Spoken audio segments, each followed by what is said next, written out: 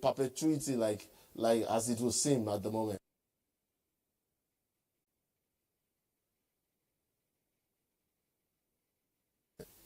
I think we need to set lines for this. Illegal mining activity, let me be frank with you, the bulk of mining activity in Nigeria today is illegal. In virtually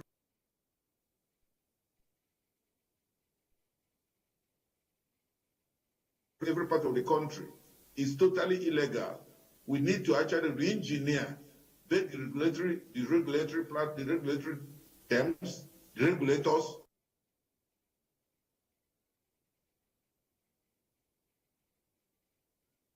their mindset,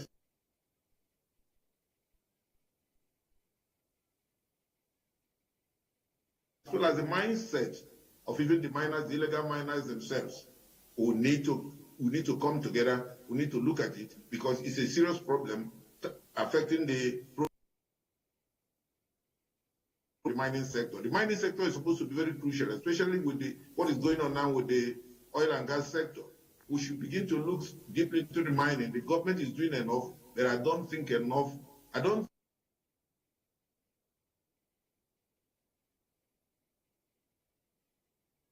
We're addressing the issues point blank. I must say here categorically, being in Anambra State, where at the moment the state government already set up a committee to reform the mining sector with me as chairman,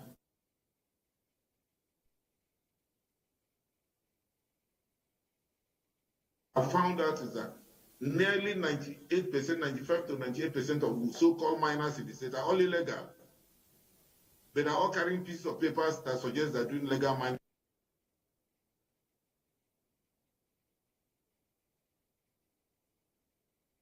The insecurity you have even in the state and in other states in this country as a consequence of illegality of the mining activities, it becomes a source of revenue for criminals, becomes a source of revenue for people.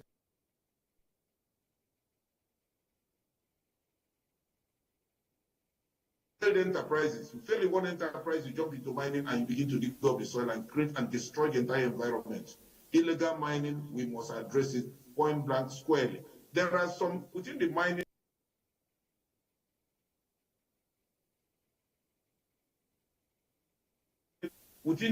guidelines, there are certain things that are put in place to contain illegal mining. But the problem is, to what extent are they being implemented? To what extent are they being funded? There are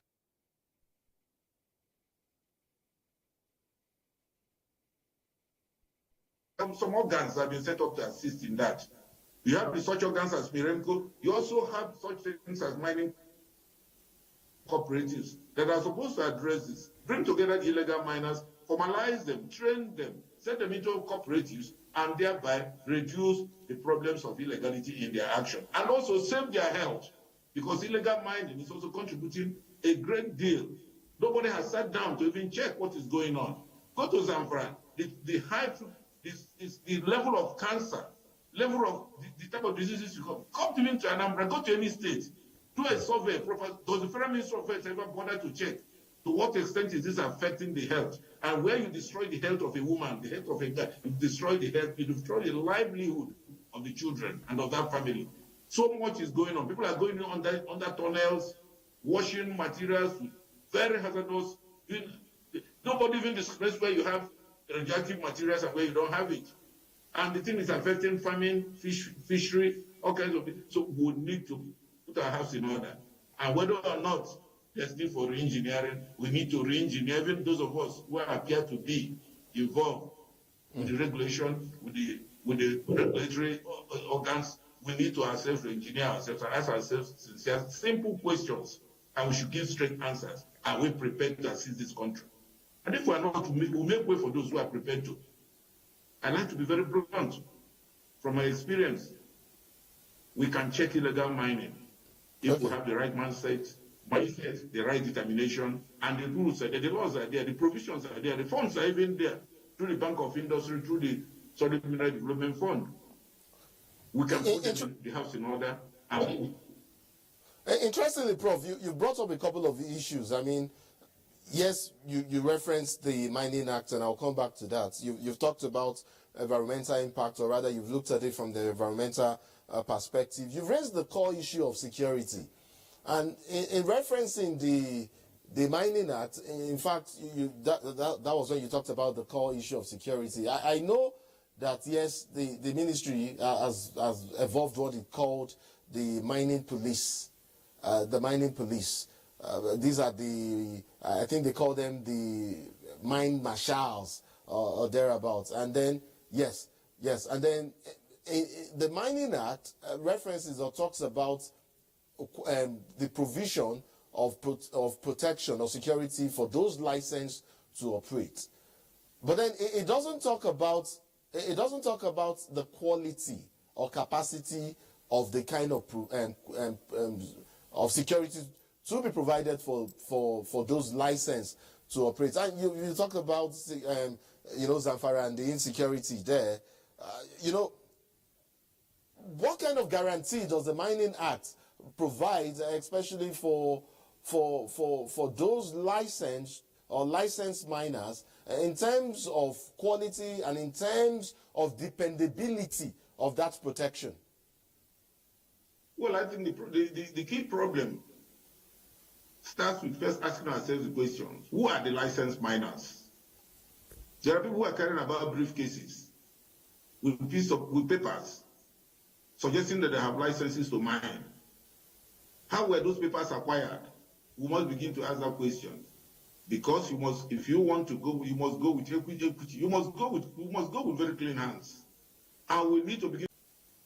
You see people roaming the environment, roaming around, and they tell you they've come to implement this. You see where the environment is totally destroyed. You are carrying a piece of paper called a mining license, and you are destroying the environment, and then you expect the police to protect you to continue destroying the environment. This is where some states come in and say, no, we don't agree.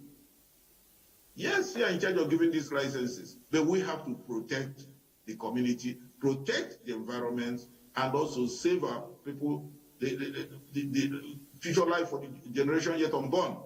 Now, the insecurity you're talking about, therefore, find a way of first. You don't protect a criminal who is himself also contributing to the insecurity of the area where he's operating. We must therefore, of necessity, sit down around the table. The federal government, the federal minister of mines should be there. The state governments, they are maybe represented by the governors forum. You have the local governments should also be there because now they have autonomy. You have the local government should be there. Then the communities themselves have to be there. I give you an example. There are parts of the southeast where there are no gold areas. But these are areas very rich in minerals. People are carrying the licenses, but you dare not go nowhere there to confront them or to control what they are doing. Because by the time you set a foot near 1 foot or even 1 kilometer to the place, you start hearing gunshots. So, where is the security? Are we providing security for illegality? We must ask ourselves basic questions. That security must be provided for purely legal miners. And we must determine and ask ourselves, who are the legal miners? Prof, aside the issue of security, aside the issue of security, which is germane, of course, to our discourse and also germane to, whatever progress would make in the mining industry, whether or not would unlock the full potential in that industry, your allusion, clear allusion to the seeming conflict or contention between the national and subnationals, would lead me to a question, on rather contentious question, or the conflict, over control and monitoring of exploitation operations by the federal, state, and local governments. Can I ask how the current situation impacts, for instance, incentives for mining and the attractiveness for investors? And Prof, as far as you are concerned, who should be responsible for what? Whether in terms of delineation of duties, amongst the national and subnational and local governments, and take the issue of infrastructure, for instance, like when we would need roads, we'll need rail, we'll need power, Who takes what? Who is responsible for what, in your opinion? Or who should be responsible for what, at what level? Yes, I said the federal government, working through the Federal Ministry of Solid Minerals Development, has the responsibility, in fact, provided for in the Constitution, to oversee the extractive industry, petroleum and solid minerals inclusive. But to succeed in doing this, they must carry along the subnationals. By that I mean the states. Within the states also, you must carry along the local government authorities, which today, by the way, now have some degree of autonomy, financial and otherwise. And then, within the local governments, must carry along the communities, the traditional institutions, the town development organs. And by so doing, you can now have a seamless process in the mining sector. But so long as somebody sits somewhere and determines that this is what should be done, without trying to have a synergy, without trying to bring together the different, then you keep having the conflicts we're having now. Then you hear people saying states are interfering and not. Mind you, yes, you can give a license, but you cannot give a license to come and destroy a road built by a state. You cannot give a license to come and create health issues that are only going to be addressed by a state. You cannot give a license to cause lots of environmental degradation, death, and so on. And at the end of the day, the town unions are not involved. You carry people who come, they must require consent. The law provides for it.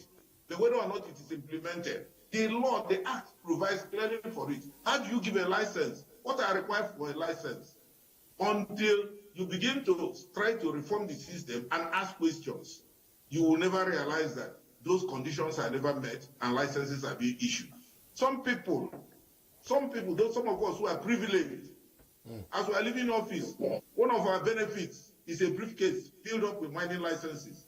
That's the problem we had in Zamfara. That's the problem we have in Nasarawa. That's the problem we have in different places. You call the man, he opens his briefcase, he gives you a piece of paper, it's a license. Ask him the location of where that place is, he doesn't know. He said they gave it to me. I have experienced it as someone who has been consulting. And I said, some of them have, on a matter of principle, refused to be involved. So how come you have these briefcase carrying miners who at the end of the day are part of the problem? So, and then the states are intervening, yes. In Anambra State, for example, the states are not saying that they have powers to license, to ban or to license miners. All they are saying is that we want to be convinced that the people carrying these licenses and causing this devastation are in actual fact miners. Some of them are psychologically, some of them have psychological problems. When a man goes to a place and starts excavating and then buildings are falling over and what have you, and roads are being destroyed, obviously he needs to see a psychiatrist. He's not a miner. Miners are the most caring people because they work with nature and they love nature. True miners love nature and they work with nature and they try to ensure that the nature is maintained. As they are removing, they are refilling, they are planting trees, and then corporate social responsibility.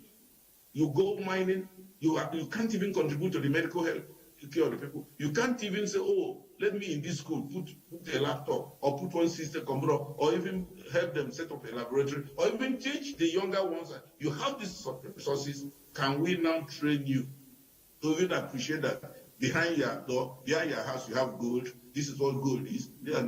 These are all part of corporate social responsibility. Is not when you come million and share million to a few people to go and spend while the community is suffering. Then who signs off on the community development agreement, which is provided by the law? Go and pick up some of them if you've ever monitored the activities. Pick up some of them, you find out that there are no CDS.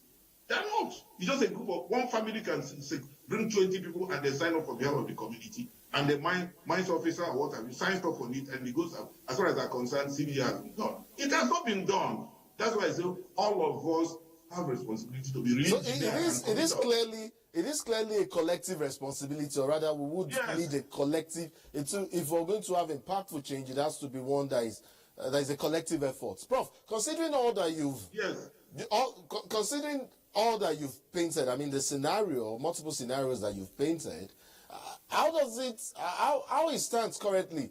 I mean, because earlier I asked about how and this situation impacts on the incentives and attractiveness of this sector for investors. As it stands currently, what therefore is the efficacy of Nigeria's fiscal and non-fiscal incentives in attracting investors to this sector or attracting investments to the mining sector, and to what extent do these incentives align with global best practices How do they align with investors' expectations?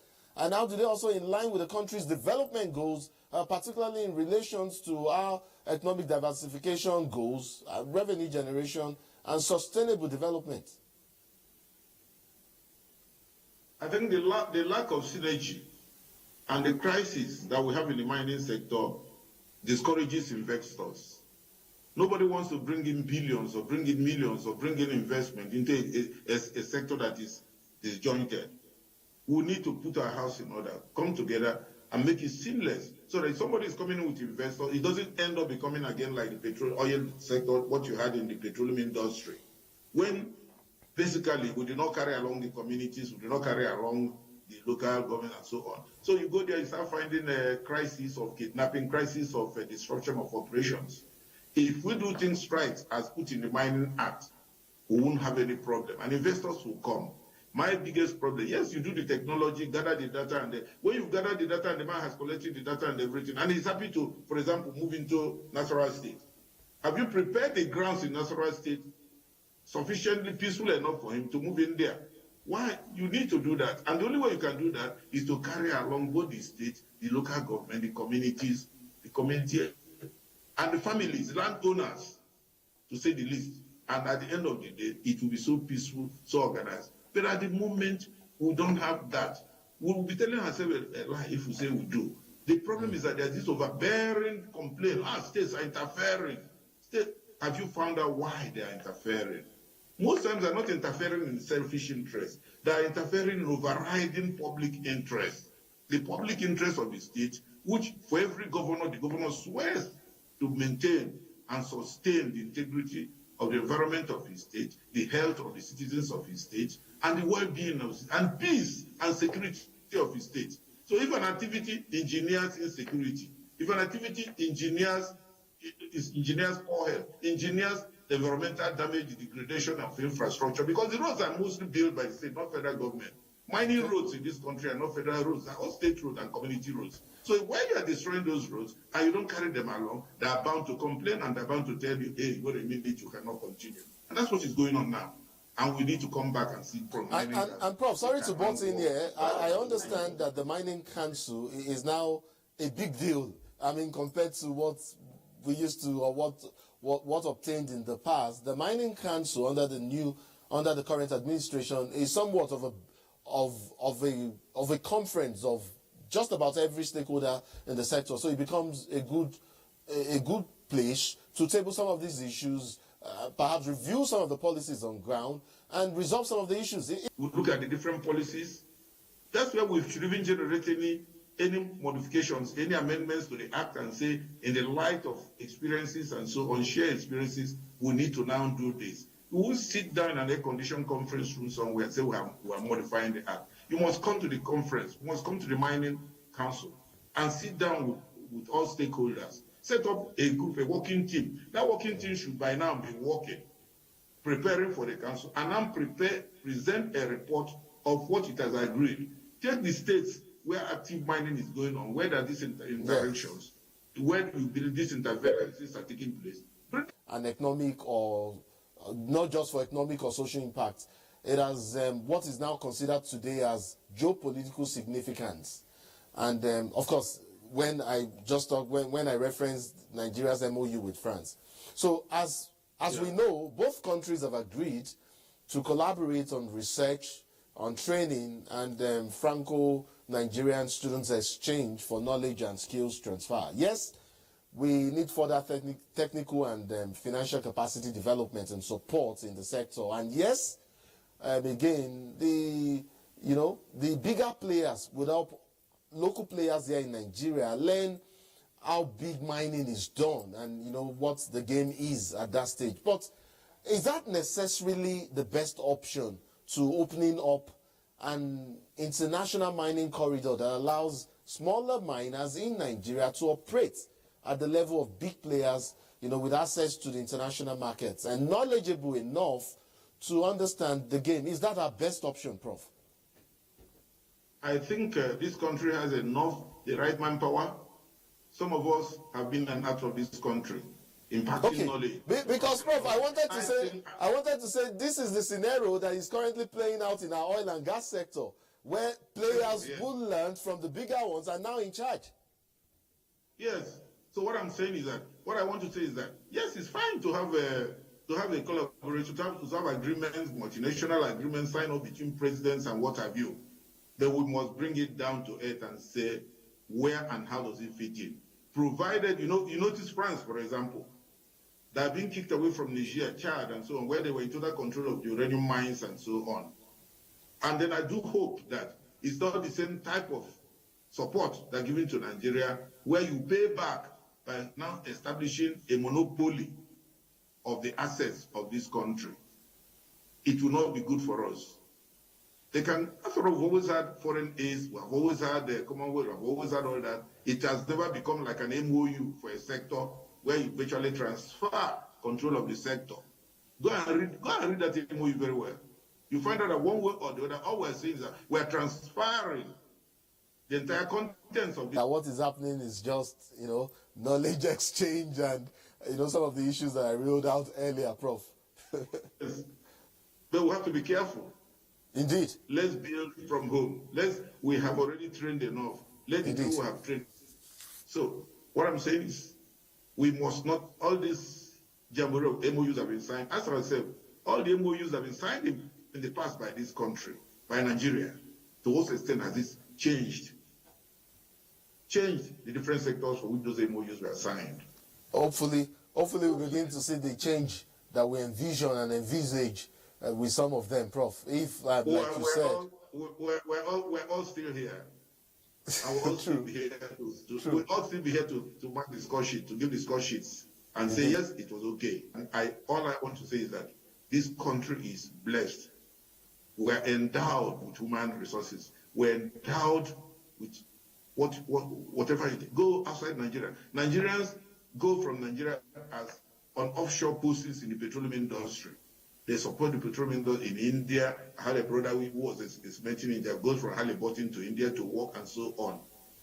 And then we don't need anybody to come to educate us. What you can do is to come work with us. There must be parity, equality, parity. Not to tell me now that you're bringing me knowledge, R&D. Yes, a lot of us have been traveling in and out of Nigeria to study. I did my PhD. Prof, we've lost the light there. It appears the people who own the public power supply have taken it. Let's quickly sign you off at this point. Great. Yes. We can barely see your face. You can't run a processing plant at energy. And at the end of the day, this is where we'll start. We should start planning. And we talked about some of these infrastructural logistics earlier, and whose responsibility, when we were delineating duties, whose responsibility is what. Let me just quickly thank you at this point, Professor Charles Ofoegbu, Professor of Geophysics and consultant to the Ministry of Solid Minerals Development. It's unfortunate we can't see your face clearly anymore, but we saw your handsome face earlier. Let me just, on behalf of Avio, thank you so much for your insights on this matter, and thank you so much for joining us on Insight, Prof. Oh, okay. Thank you. And that's it on my segment. I'll hand you off now to Elizabeth Omori for the continuation of the program. Disease surveillance is the continuous systematic collection, analysis and interpretation of health-related data needed for planning, implementation, and then in severe cases, particularly in individuals with low immune system, in the very young and in the very elderly, it can become severe in some cases. Okay, so what is the mode of transmission? How is this transmitted? So the mode of transmission is, because it is a respiratory illness, it makes people to sneeze, to cough. So in the process of sneezing and coughing, individuals will then bring out particles, what we call respiratory particles. And within those respiratory particles will be the organisms, in this case, the virus that causes the infection. And it then means that as it's out there in the air, floating, if you're very close to an individual that is bringing out such respiratory particles carrying these viruses, and it falls on the faces, perhaps the nose, what we call the mucous membranes of the nose, the mouth, even mucous membranes of the eyes. These viruses would then be deposited there, and then they can move on to cause infection in vulnerable people. In the same vein, as individuals are sneezing and coughing and not taking the appropriate respiratory hygiene and cough etiquette that we mentioned, that we say people should take, these particles containing viruses, containing the microorganisms that cause infection, will fall on horizontal surfaces. And then if we also use our mouth and to cover our noses while we are sneezing or coughing, we can touch surfaces, perhaps door handles, light bulbs. That is why keeping the environment clean, doing hand hygiene and respiratory hygiene and cough etiquette are very, very critical, not only for this human metapneumovirus, but indeed for every respiratory illness. It is standard practice that we are careful how we take care of our sneeze and our cough. What are the risk factors? Well, the risk factors, I'll first of all say that these things, these common colds, they're seasonal. Okay. And in some parts of the world, they're common during, for instance, winter. And then if you come to the human beings that are predisposed, I have mentioned that the body has a way of taking care of infections. But then you have sometimes when some people are more vulnerable, the very young, whose immune system has not developed adequately yet to be very robust to the extent to handle this. So the very young, you also have the very old, maybe more vulnerable. If you have individuals who, for one reason or the other, for reasons of other illnesses or some treatment they're taking, they may become more vulnerable. Asthmatics also may become more predisposed to developing severe cases of some of these respiratory illnesses. You earlier mentioned vulnerable persons. Now let's leave out the children and the aged. Now for somebody with cancer or HIV, how high is the risk? You know, when individuals have cancers and are receiving cancer therapy, often it impacts their immune system, and their immune system may not be as robust as we would like it to be to fight infections. And therefore it predisposes them to more severe infections, not only for these respiratory illnesses that we are talking about, for generally all sorts of illnesses. And that is why we pay very close attention in the hospital environment where individuals receiving cancer treatment are treated. We place them in what we call protective we use protective mechanisms and really hype up infection prevention and control in such settings to continue to reduce their vulnerability to these. Now, should there be a trace of these symptoms you've mentioned, what should be the next step? Isolation or primary care? I would like to state that it is standard practice that when any individual has signs and symptoms of the common cold, it is important that such individual takes care not to move in or at least removes himself from circumstances where other people may be disposed. Therefore, when we have a common cold, we have to practice what we call respiratory hygiene and cough etiquette. That means that anytime you want to sneeze or cough, it is important that you cover the mouth and the nose. You can use the crook of the elbow to do that, or you can use a clean tissue to cover the mouth and the nose, and immediately after sneezing or coughing, ensure that such tissue is properly disposed of. And remember, I had mentioned that the hands can also move these around. Therefore, hand hygiene, washing the hands with soap and water, running water, using the appropriate step becomes important. Also, when we have the common cold, you can use the crook of the elbow to do that, or you can use a clean tissue to cover the mouth and the nose, and immediately after sneezing or coughing, ensure that such tissue is properly disposed of. And remember, I had mentioned that the hands can also move these around. Therefore, hand hygiene, washing the hands with soap and water, running water, using the appropriate step becomes important. Also, when we have the common cold, it is important, in the common cold and other respiratory signs and symptoms, it will be better not to get into crowded places. That would be the best time to perhaps take some time off from the usual interaction with other people until we recover, to reduce the risk of spreading this from person to person. And it's also important to take care of the environment. These particles containing the organisms causing the infection can fall on surfaces. So taking care of the environmental surfaces, clean. Surveillance. What role does diet play in treatment? Diet is very important because the body has what we call the immune system. And the immune system is really what takes care of numerous encounters the body comes in contact with on a daily basis of organisms that have the capacity to cause infection. But diet, a well-balanced diet, helps to boost our immune system so the body can put up a good fight. So often our body does these things without even us knowing that our body has been at war with these disease-causing organisms. So it is usually those ones that that the body is not able to take care of fully, that we even begin to see that will come out as signs and symptoms of infection. And so a well-balanced diet gives us a very good fighting chance to take care of these organisms. It also ensures that even if we have symptoms, that we will not get into very severe symptoms. So diet is very, very critical for fighting every form of disease. For fighting every form of disease. Okay, now let's talk about disease response. What is it like in Nigeria in terms of surveillance? Okay, so Nigeria has a surveillance system. It is part of the work that at the NCDC, the National Public Health Institute, does in collaboration with all the relevant agencies and partners.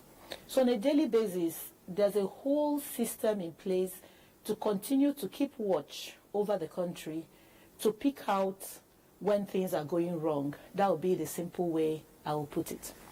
There are some diseases that we know we run the risk of on a regular basis, and through our disease surveillance and notification system, we have put in place mechanisms to, on a daily basis, continue to watch for those things. But we're also mindful that there may be situations where some things we are not watching for, some new circumstances may arise that will demand that we also do surveillance. And that is where we have pillars in place. We have mechanisms where if we get alerts going on in other parts of the world, we have a system in place where we can quickly do what we call a dynamic risk assessment. And what that means is that we quickly assess the situation by pulling together experts, looking around what is happening around the world, and using it to begin to get some idea of the risk we run as a country. And using that dynamic risk assessment, we can then begin to put in place actions, mechanisms, approaches to ensure that we continue to keep Nigerians safe and continue to plan for whatever needs to be planned for, given what our risk assessment has informed us. Okay. Would you like to mention some of the mechanisms? Would you like to highlight them first? Yes. Some of the mechanisms will be, first of all, as we are currently doing, we want to continue to bring to Nigerians the right type of information to allay anxiety and make sure that everybody understands the state of affairs as much as we know them. And then to bring to everybody's attention those actions that can be taken as prevention. Because at the end of the day, it is individuals in Nigeria who would need to do the needful in the form of prevention. So we bring all that information out there. We also then make sure that we beef up the surveillance system to enhance it so that it becomes a little bit more sensitive to pick out whatever we are looking for in case it arrives in the country. And one of the ways we do that is to ensure that we enhance our laboratory capacity. Nigeria, through our public health lab system and national reference lab system, we constantly are working to ensure that we have the capacity to detect these organisms of interest, both the ones you're observing routinely, but also that we continue to work on our capacity to quickly develop whatever needs to develop in terms of capacity and scope and scale to pick up in case there's any new thing we need to be looking out for. So those are some of the ways we do that. We also collaborate with different agencies to bring in their expertise, and then we address this as one country. What about the airport and our borders? Nigeria has a good port health services system that's there, and we all work in collaboration at the national level. And there are really expertise at Port and our borders. Nigeria has a good port health services system that's there, and we all work in collaboration at the national level. And there are really expertise at that level of the port health system where they also use a risk-based approach to constantly assess the situation, understand the country's level of risk, and following their frameworks, their standard operating procedures, they responsibly activate whatever needs to be activated at whatever level of risk the country anticipates it is. So it is a really well thought out thing that happens all the time based on a risk assessment and with all the experts coming together to inform what goes on an ongoing basis. Okay. With porous borders, people just strolling in and out of countries, but the border is an important place. That point of entry is very important. What is NSCDC doing at the borders? There's an organized approach to this. Well, basically, it is the remit of the port health services, and we're all working in collaboration, coming together, assessing the risks, and then all the relevant departments of government then go ahead to activate or tighten whatever needs to be activated or tightened.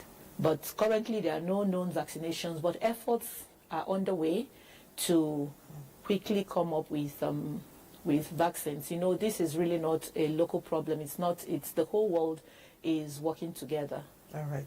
Now, as a medical practitioner, is really, really very important. And keeping the hands clean, as simple as that sounds, is critical because it is hands that will pick up something from one part of the body, from one part of Nigeria to the vulnerable part of the individual. I would also like to emphasize that we really need to pay attention to our school health services. School health, let's catch them young. Let us give our young ones the proper health education. So communal hygiene, environmental hygiene, personal hygiene, and then in the hospitals must continue to make sure that we have well and robust infection prevention and control practices to keep not only health workers safe, but also to keep the individuals and communities that these hospitals serve safe. Dr. Tochi Oko, I want to thank you so much for joining us on Insight this week. Thank you for enlightening us. Thank you very much. Thank you. What are we doing as a nation to first of all settle our teeming populace, especially the NTA's political package with a third eye on the nation's political scene? I am Fisa Ogunfui. Welcome. You have to be very careful giving space to people who are obviously sponsored to further the agenda of some other groups. A lot of questions. A lot of questions in a closed door sessions. Some of these issues, some of the problems bedeviling of their... In fact, between June 1st and July 17, 19-point-something billion has left the coffers of the NDDC. I can say my constituency, they need everything because we don't have anything.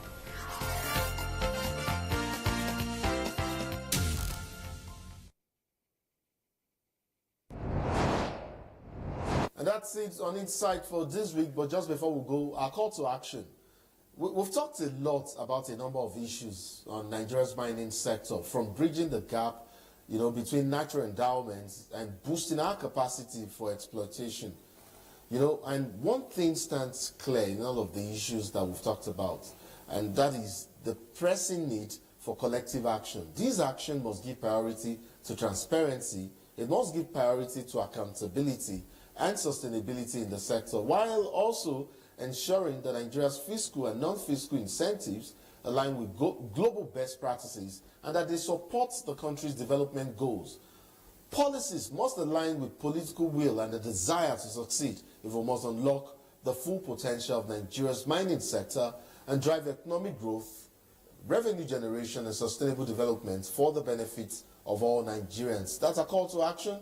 Join us same time for more on Insight. Of course, that will be next week. My name is Nnamdi Ojipo. And I'm Elizabeth Omori. We'll see you next week. Stay safe.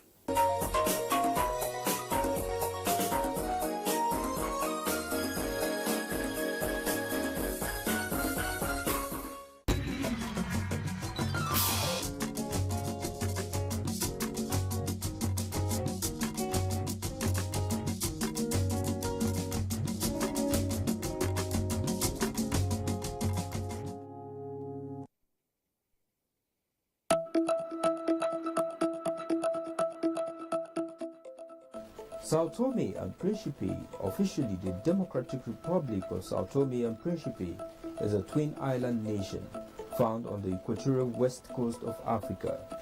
The country consists of two archipelagos, that is, a cluster or collection of islands, about 140 kilometers apart. Principe is the closest island to the mainland Africa, and it is about 225 kilometers off the northwestern coast of Gabon. The name Sao Tome is of Portuguese origin, named after St. Thomas by Portuguese explorers, marking their arrival on the island, which coincided with St. Thomas' Day. History has it that the islands served as a vital commercial and trade center for the Atlantic slave trade. The country had a peaceful independence in 1975 and has since then remained one of Africa's most stable and democratic countries, although there was an attempted coup d'etat on July 16, 2003, when the then president Frederick Menezes was out of the country on a private visit to Nigeria.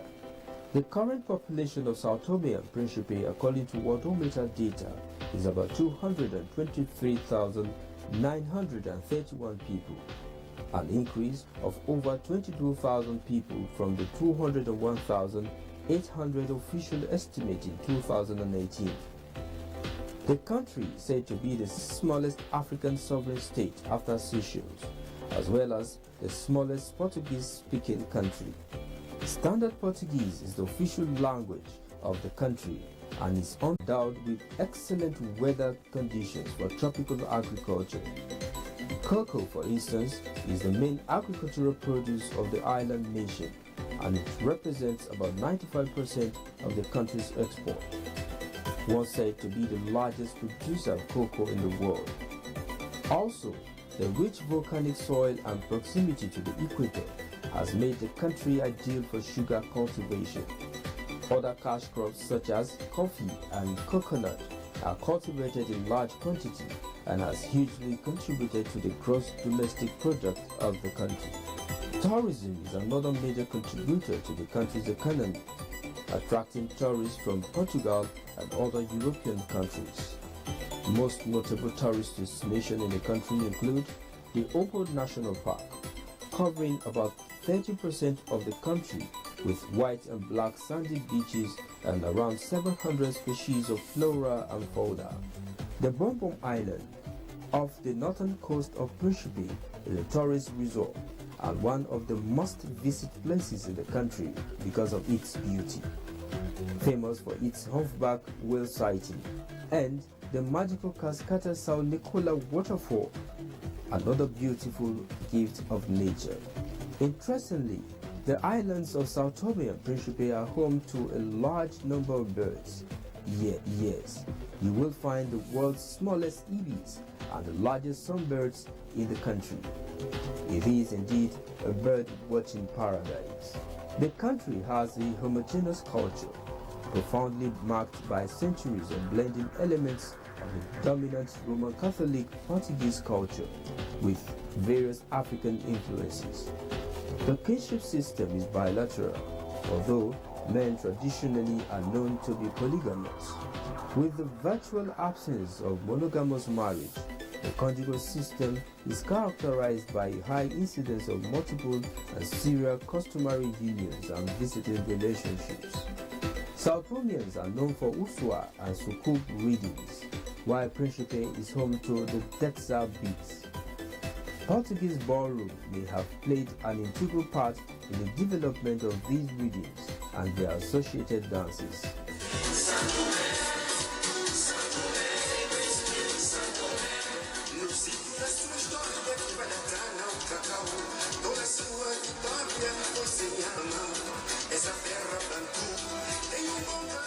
Chiloli, for instance, is a musical dance performance that tells a dramatic story of Southromians.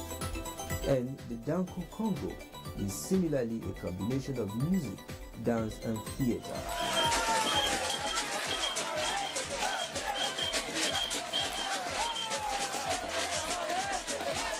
The islands that make up Sao Tome and Principe are great for people who love nature. With about 30% of the country's territory covered by rainforest, and unlike mainland Africa, there is no threat of large dangerous animals or poisonous snakes. The only thing you have to look out for is mosquitoes. So, pick up that mosquito repellent and venture into the jungle as the smallest yet beautiful African country, and her people are welcoming and peaceful.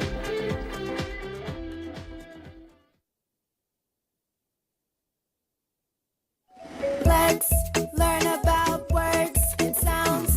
Words and sounds. Words and sounds. Let's learn about words and sounds.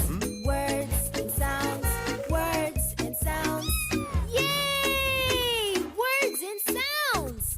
Today we're going to learn about words and sounds with Akili. Akili, Akili, Akili, Akili.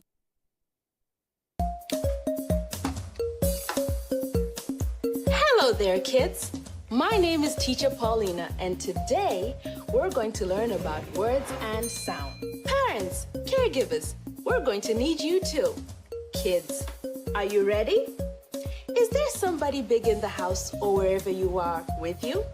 Mommy, daddy, granny, sissy, big brother, or anyone? Call them. We're going to have some fun today as we learn about words and sounds. Are you ready? Yay! In today's episode, we're going to learn how to identify and segment syllables in a word through our sound song. You might sound silly, but actually, songs like these help build the foundational skills that children would need to learn.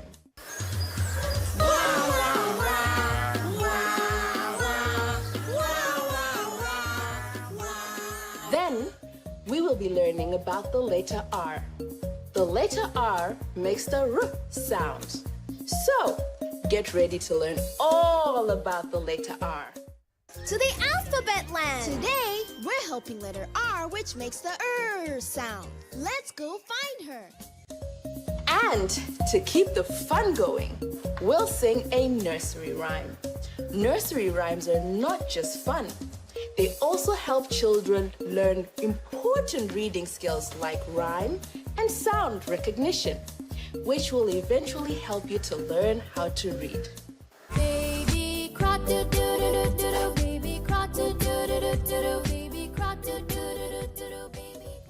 Then we'll end with a storybook. Did you know that reading to your child is one of the most important steps to helping them learn how to read? Telling stories and singing songs is a great way to help them learn too. And that's what we're going to do in today's episode. Wow! This story is about a bird. And stick around, caregivers. We have some useful tips and information at the end of the episode that will help you support your child's learning. So, are you ready to learn? Let's go meet our friends. Sounds! Let's learn about sounds. Our friends kids here are going to show us a fun game, singing our names while clapping. It's a great way to know how many syllables our names have. Syllables are just how many claps we have in our names. Are you ready? Great! Now get in a circle and sing and clap your names. Kids at home, let's follow by singing and clapping along. La la la la la la la la la. Pe, pe. Pe, pe. La la la la la la la la la. Le, ti. Le, ti. La la la la la la la. Waweru, waweru. La la la la la la la la la la. Giovanna, Giovanna. Yay! That was so much fun and a great way to learn. Singing our names and clapping along helps us to count how many claps are in our names. And that helps us to learn about syllables and know how many syllables our names have. It is an important step to help friends. You can even sing your names instead of shouting them. Have fun!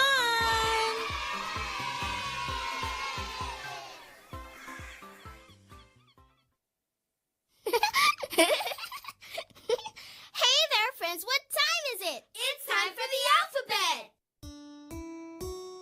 A is for Achille, Achille. B is for baby, bush baby. C is for cat, cat. D is for dance, dance like a dog. A, B, C, D. The next one is E. E is for elephant. F is for family, family. G is for goat, goat. H is for house, happy hippo's house. E, F, G, H. The alphabet is really great. I is for insect, icky, insect. J is for jump, jump, jump. K is for kite, kite. L is for lion, little lion. I, J, K, L. We use letters to spell. M is for mountain, march up the mountain. N is for night, nighty, night. O is for ocean, swim in the ocean. P is for please, always say please. Q is for quiet, shh, be very quiet. M, N, O, P, Q will sing the alphabet for you. R is for rainbow, run to the rainbow. S is for sun, sun. T is for tiger, tiger. U is for up, away. V is for village, village. R-S-T-U-V, sing the alphabet with me. W is for wind, wind. X is for box, at the end of box. Y is for yes, yes.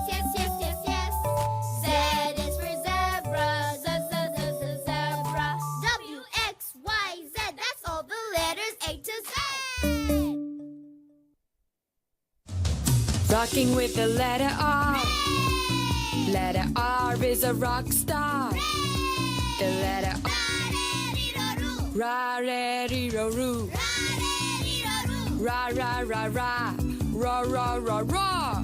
Ra, ra, ra, ra. Letter R, the rock star. Rocket. Ra, ra, ra, ra, ra, ra. Rabbit. Ra, ra, ra, ra, ra, ra. Rat. Ra, ra, ra, ra, ra, ra. Rain. Ra, ra, ra, ra, ra, ra. Read. Ra, ra, ra, ra, ra, ra. Run. Ra, ra, ra, ra, ra, ra. Red. Ra, ra, ra, ra, ra, ra.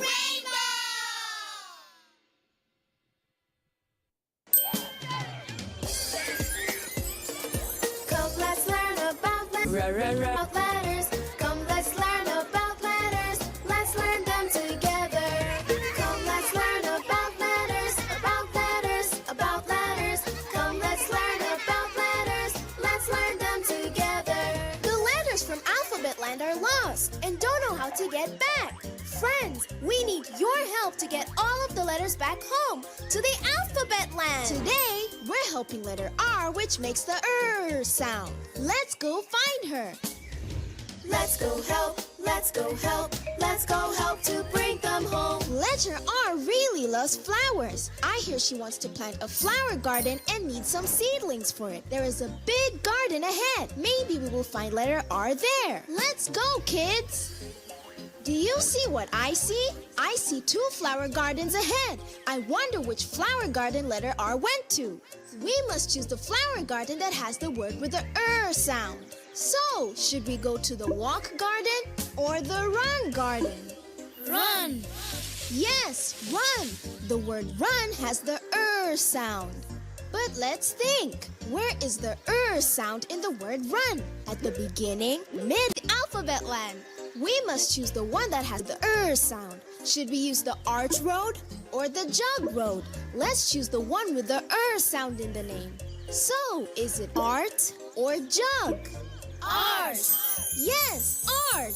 The word art has the sound. But let's think. Where is the sound in the word art? At the beginning, middle, or end? In the middle! Yes, it's in the middle. So let's take the one that says art.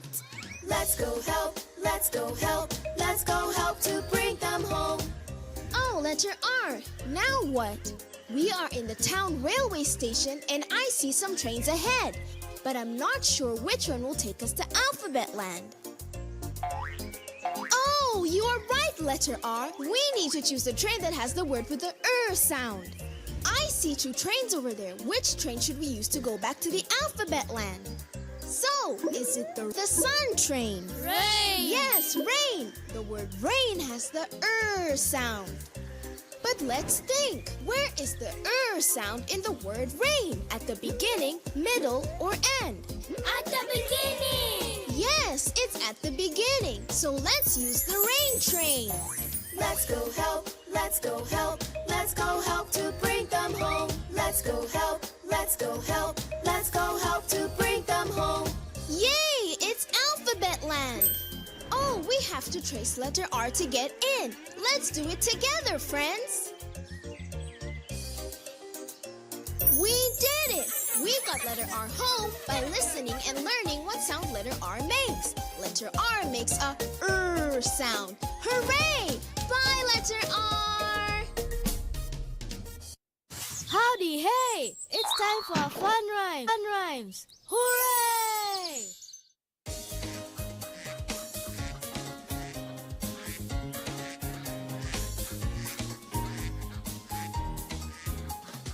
Look at the little ducklings, they love swimming and kicking with their feet in the little pond of the garden green. Look at the little ducklings, they love swimming and kicking with their feet in the little pond of the garden green. They like calling out quack, quack, quack, quack, quack, quack, quack, quack, quack, quack, quack, quack in the little pond on the garden green.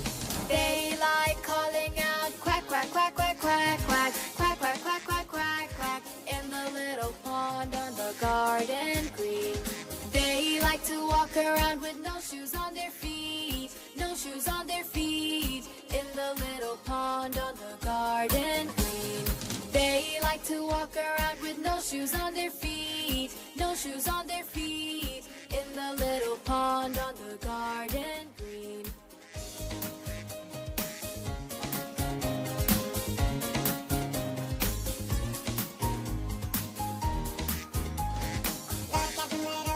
They love swimming and kicking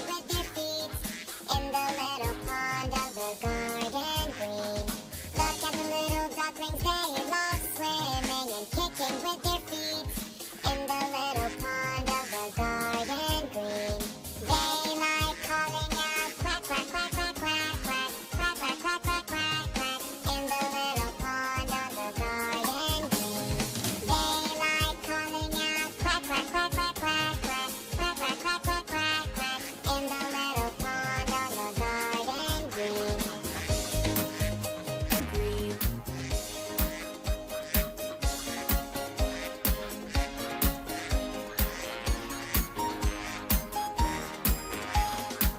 They like to walk around with no shoes on their feet, no shoes on their feet, in the little pond on the garden green. They like to walk around with no shoes on their feet, no shoes on their feet, in the little pond on the garden green. Hello there, kids. Today I'm going to read you a great story. Happy Hippo loves to read stories too. Today's story is Happy and Sad. Akili, when you smile and laugh, how do you feel? Asked Little Lion. Happy, said Akili. What makes you happy? Asked Little Lion. I'm happy when I skip and sing, do cartwheels, and sit on a swing. I am happy when I swim and play in the sand, catch a crab, and do a headstand. But sometimes I see your smile has turned into a frown, and you're crying. You're not happy. How do you feel then? Asked Little Lion. Sad, said Akili. What makes you? I think happy thoughts, like how much I love the sun and moon, my family and friends, eating ice cream and chapatis too. And when my happy thoughts come out to play, they simply chase my sadness away. The end. Did you enjoy that? Until next time, bye!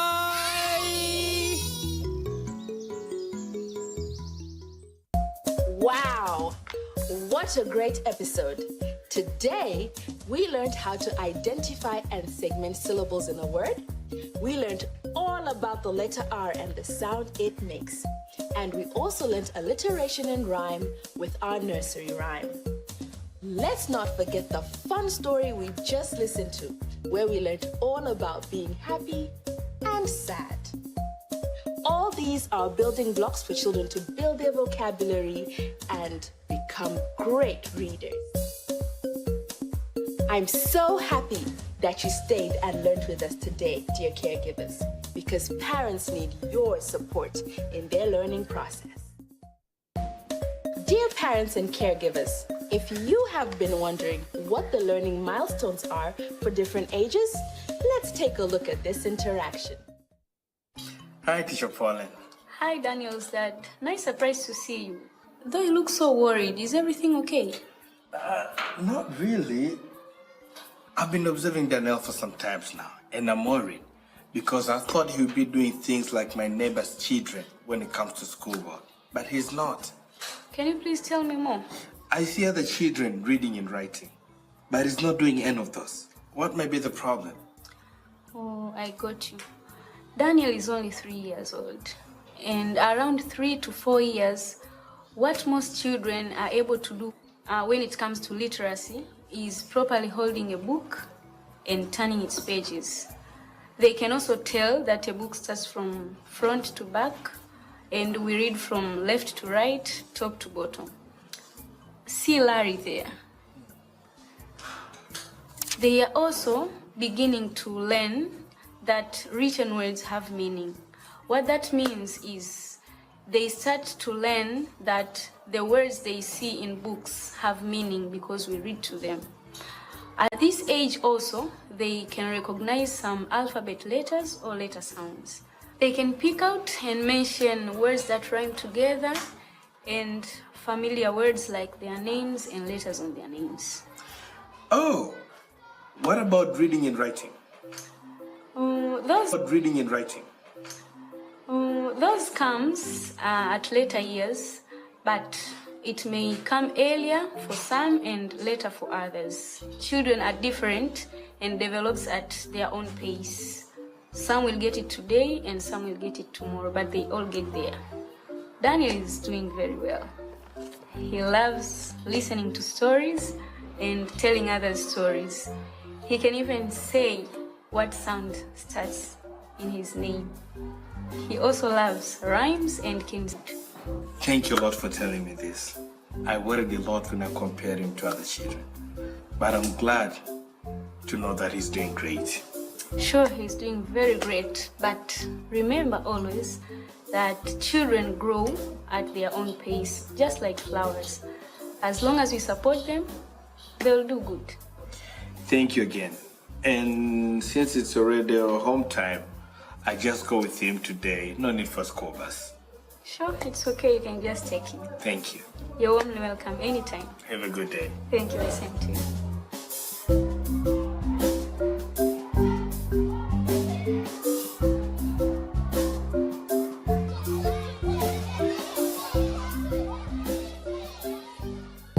We hope that helps answer any questions and concerns that you may have had. And now, you can support your child in a much easier way. Can't wait to learn together with you in the next episode. Until then, bye-bye. Growing together, growing stronger, Achilles family. Learn with Achilles and you have fun. Just call me for free on 321. To get free lessons every day, dial 321 on Airtel. Hi, I'm Achilles. Let's learn together with Lesson 1. Meet Akili, a 4-year-old who lives on the foothills of Mount Kilimanjaro. Every night, Akili falls asleep and is transported to the magical world of La La Land, where she makes friends, learns to speak English, and develops her numeracy and social-emotional skills. Please support Akili. Share the show and Akili's YouTube channels with all your family and friends. Bring your kid closer to learning how to read with the Spelling with Achille app. By helping Achille arrange letters into words, your little one will quickly learn the connection between letters and their sounds. I-E-R. And start to identify words. Designed with kids in mind, your child will learn how to spell over 100 words, improve hand-eye coordination, become resilient by trying until they succeed, play and learn independently. With 16 levels, from easy to challenging, your kid will always have new words to discover and never get bored. So what are you waiting for? Help your kid become a more confident reader with Spelling with Achille. It's free on the Play Store. Learn.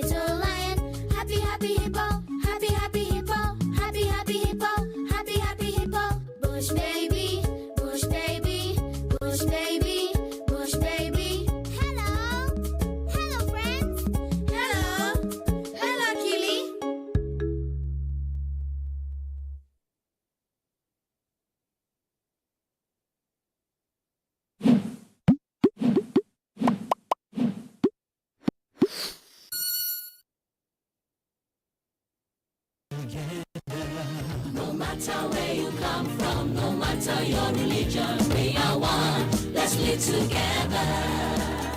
Let's stop fighting each other. Let us live as one. It doesn't matter where you come from, your tribe or religion, man, woman or child. It doesn't matter who you are. Put Nigeria first. No matter where you come from, no matter your religion, we are one. Let's live together. How can we develop when we're always in crisis? Families have become refugees in their country. No matter our differences, show some understanding. No matter where you come from, no matter your religion, we are one. Let's live together.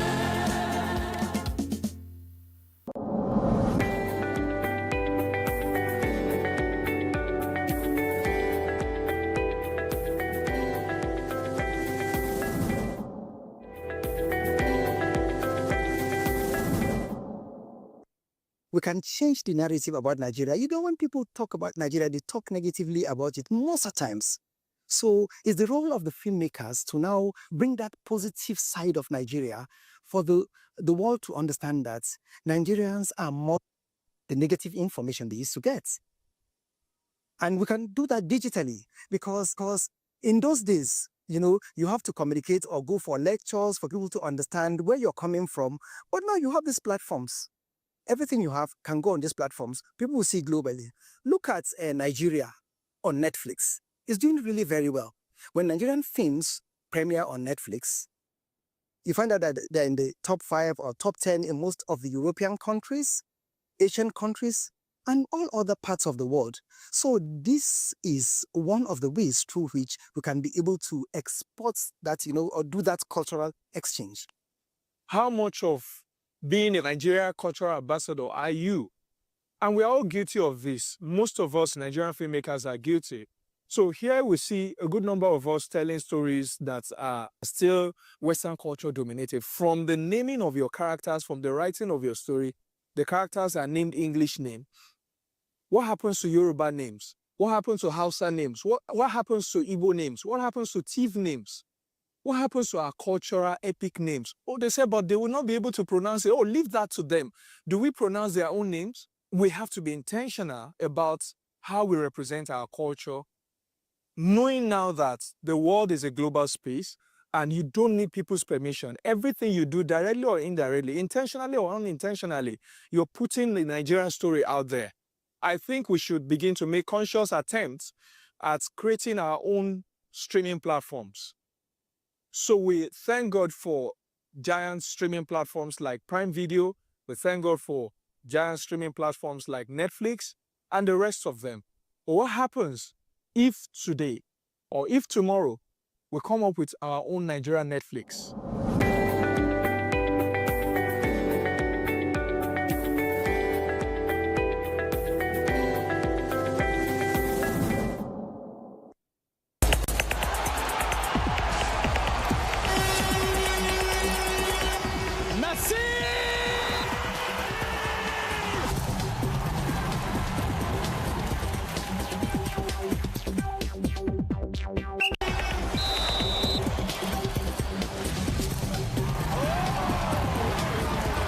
Toby Amazon, look at the clock. I cannot believe it.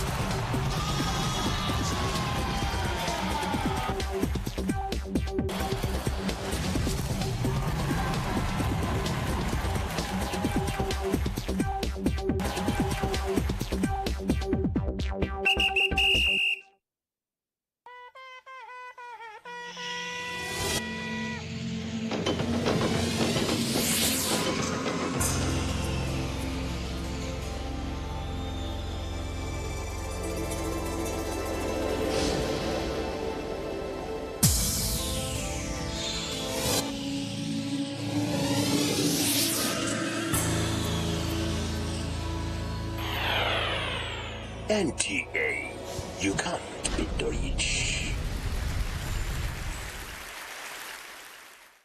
The mosaic of time in the kaleidoscope of life. Time is a masterpiece.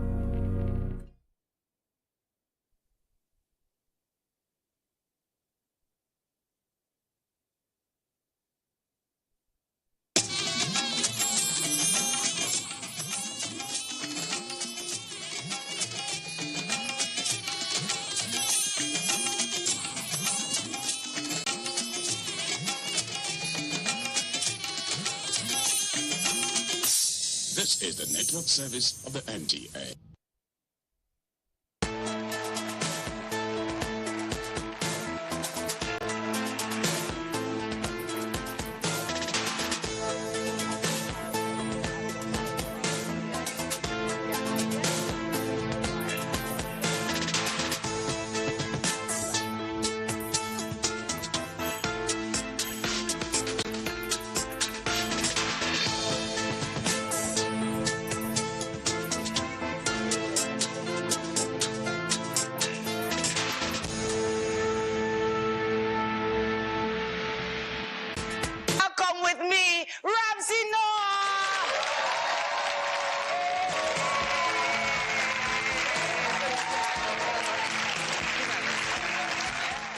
recently directed a movie, Living in Bondage, and I mean, I've watched it. Beautiful, beautiful, beautiful.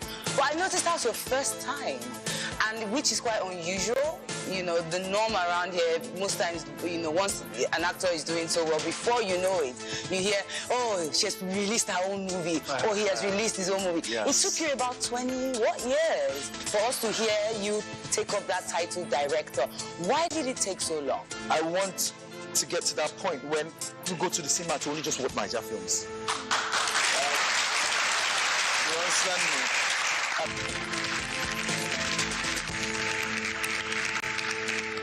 Welcome back to the show, and you're about to meet our corporate game changer. Don't forget to join the conversation on our social media platforms at the BWG Show on Facebook, Instagram, and Twitter. Today, we've got someone with beauty and brains. Pearl Izokwe is the Director for Governance and Sustainability at Sahara Group Limited. She's a qualified solicitor and member of the Law Society of England and Wales. She has since built a strong and reputable career around corporate law and governance while working within UK and Nigerian corporate structures. Welcome to the show with me, Pearl Izokwe!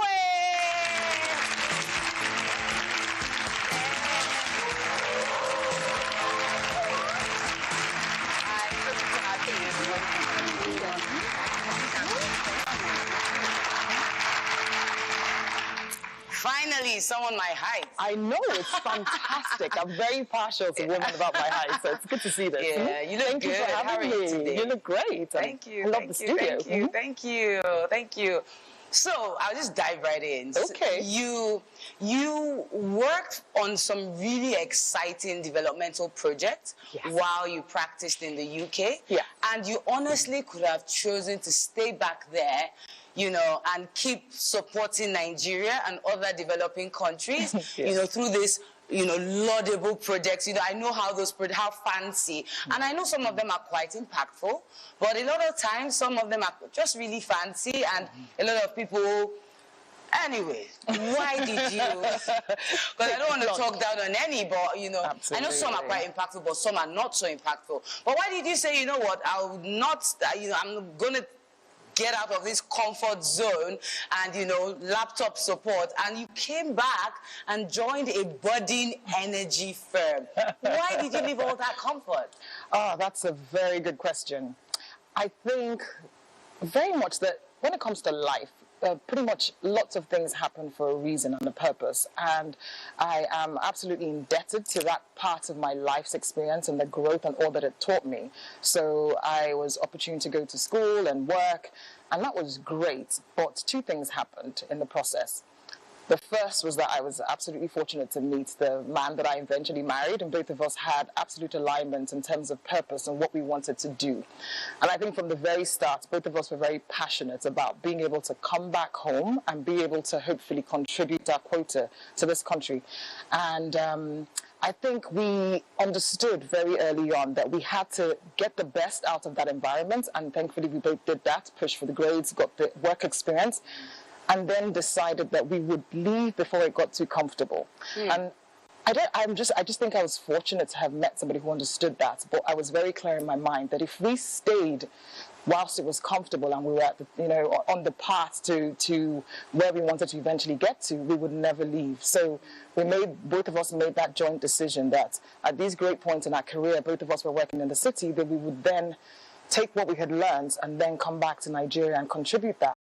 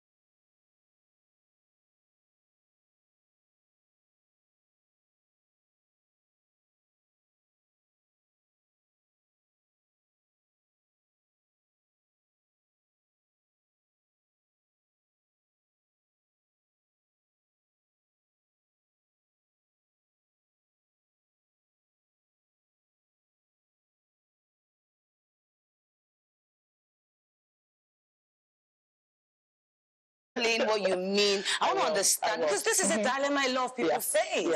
At what point is too comfortable? At what point do you know that, I have to leave this foreign man's land before I'm not able